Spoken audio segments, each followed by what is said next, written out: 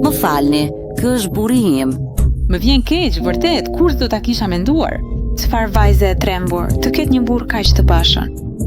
Fjalët e Melisës e tërbuan plotësisht Meganin, por ajo kur nuk e priste që lëvizja e radhës e Meganit do ta pushtëronte para të gjithëve.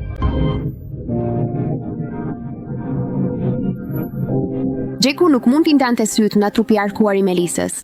Pyetja e gruas së tij e ktheu përsëri në realitet. I turpuruar dhe i zemëruar, Gjeku shpërtheu ndërsar. Po bën skenë arrogant, duke e turpruar letën. Ku po shkon? Kërkoj falje për ty. Ai Ngrit me nxitim nga vendi i tij i frustruar. Papritmas, aeroplani u drodh me forcë, duke zgjuar Meganin nga gjondi. Kur e kuptoi se burri i saj ishte zhdukur, u ngrit në panik për ta kërkuar. Por ajo që do të shihte do të prente më thellë nga që kishte imagjinuar ndonjëherë.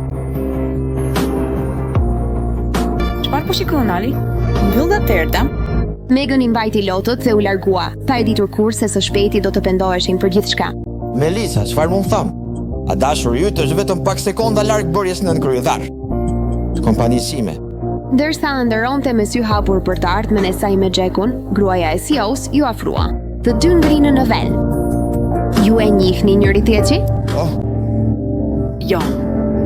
Ne ishim në të njëjtin aeroplan një herë. Gjeku preku kokën nervozizëm, spesonte se ish gruaja e tij, gruaja e CEO-s. Unë të kem një surprizë për ti. I gjithë juaj shoku. Thash, unë do të jem zëvendës president. Vetëm një nënshkrim.